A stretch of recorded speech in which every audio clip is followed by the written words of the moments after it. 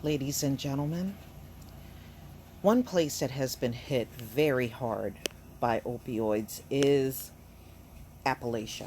Appalachia is probably a hot spot in the country for many of these people that are abusing the drug.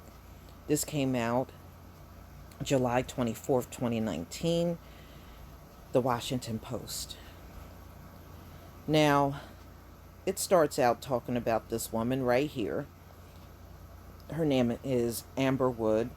She's a single mom. She's been addicted to drugs since the age of 13. She's now 26. Yes, I know, y'all. Moving on. So, of course, when she got arrested, she was diverted to drug court because that's what they do with their addicts. They don't go to criminal court like during the crack epidemic, they go to drug court. And as long as they take a drug test and see a judge, they get to be free. So, wait until you hear how many drugs went into Appalachia. So, this is Southwest Virginia is one of the hardest hit regions in the country by opioids. And I want you to listen to the amounts of pills they had. There ain't no way we had this amount of crack in the black community. This far surpasses it. Big time. So there's a report that was just released by the DEA, and the Washington Post analyzed this report. Now, I want you to listen to this. This is between 2006 and 2012. Nearly 1.6 billion pills flowed into Virginia. We never had that amount of crack in the black community, okay? 1.6 billion? No, didn't come close to that. So, including nearly 17 million that went into Russell County. So, this is still Virginia, home of Lebanon. The average was 84 pills per county resident per year. And they have another county bordering Kentucky called Wise County. They shipped 34.9 million pills in that one county. Okay, that's outrageous. 120 pills per resident in that county it would cover. And then there's Norton, a city surrounded by Wise County. In that one place alone, they got 8 million pills, which comes out to 306 pills annually per resident. There ain't no way we had that kind of crack. Virginia has more opioids than we had crack across the damn country. We didn't have it like that. No way.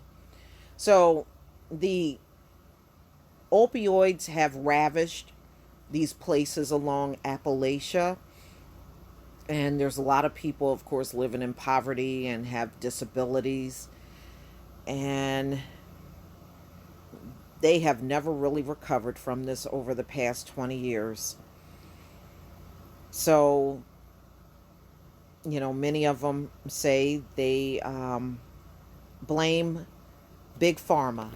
They blame the drug company for what has happened to them.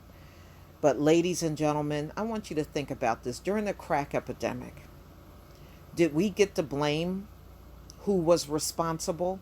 Did we get to go sue them in court? Did we get to pursue anybody that was responsible for the crack epidemic? But these folks, at least they get to sue a pharmaceutical company. We didn't have anybody to sue. But we know this government illegally placed those drugs in black communities around this country and have never been held accountable for it. And just add that to the list of why we deserve reparations. They tried to genocide us.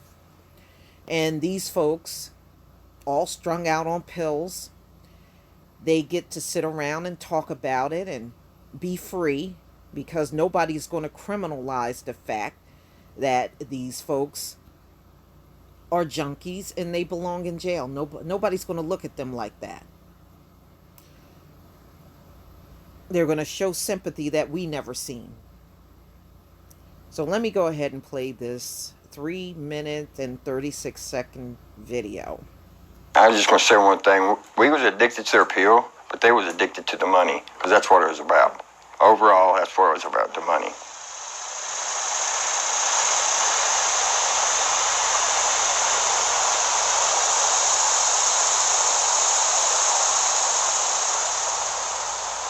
People have lost their brothers, their mothers, their fathers, their grandparents. You've lost family members. I mean, it's been going on for 20 years or longer, you know, and it's just a daggone shame that it has to come to this for all these people to die before they start even looking into it, you know. Definition of murder is when you sit and you plan about how killing somebody. Well, that's pretty much the definition of what they done. They sit back and they say, all right, this is addictive, but we can get it passed and go on and pay this person no money, or however they done it. But it's the same thing as just sitting there saying, well, we're going to murder a whole bunch of people and make millions of dollars off of it. The problem could have been avoided. It could have. Yes. This could have been, this whole epidemic could have been avoided. It infuriates me, though, to think that, you know, we were targeted in this area because, you know, it's affected me for 20 years. It's going to affect my children because of the things they went through. I don't know. It's just, it's crazy how that one little pill has affected 20 years of my life, you know, negatively. Not positively, negatively. And my children, and my parents, and my sister, and my husband. You know, it's just Something so small. something so small. And that, you know, that could have been prevented absolutely makes me mad. It really We're does. responsible for our own actions as well.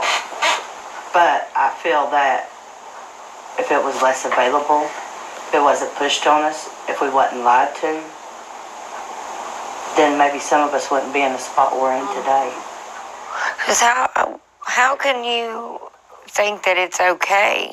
Like, these people are addicted. Oh, ha, ha, ha, ha.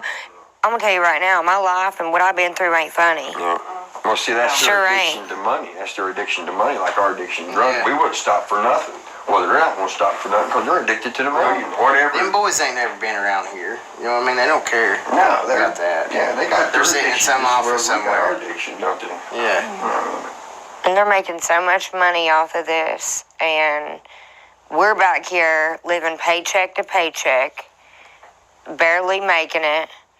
And now that we've been having charges and been through a drug addiction and everything else, now it's hard for us to get a good job. So we get to sit back and just try to stay afloat and reach out to other people and let them know that there's hope. Well, they're sitting with it on a desk with their feet kicked up, living the high life, and they can sit there and laugh at the fact that we are addicted, and now we have to maintain our program or we go right back to that. How could you sleep? That's what I'd ask them. I mean, how can you sleep at night knowing that you just helped push all these thousands and millions of pills to people and destroy lives? What could you actually say to somebody who obviously doesn't care? There you The go. only Yeah. thing you could really do is step up and try to get something started to have them be held accountable for what they've done. Well, ladies and gentlemen, at least they get to hold someone accountable. We didn't. You know, we really did. Well, the numbers are just staggering. And the data. And nobody is going to take responsibility for it at this stage of the game, but at least these folks got somebody to sue. So the way I see it, they still got it better. And number two, they don't go to jail. They get amnesty. Anybody that helps them don't have to go to jail. That's how they got it all rigged up. But meantime, never forget, we got people from the crack epidemic still sitting in jail to this day. You know, it's how convenient it is for opioids to be public health, but crack is a crime. So, yeah, I mean, it's a shame that these folks have gone through this. There's people in my family that were hooked on crack, so I know what drug addiction looks like. But one thing I can honestly say, there is a hell of a difference in how these opioid addicts get treated and how people got treated during the crack epidemic. But please tell me what you think, ladies and gentlemen. Please leave your comment and subscribe. Don't forget to hit on the notification bell. And I'll see you on the next video. Peace, family.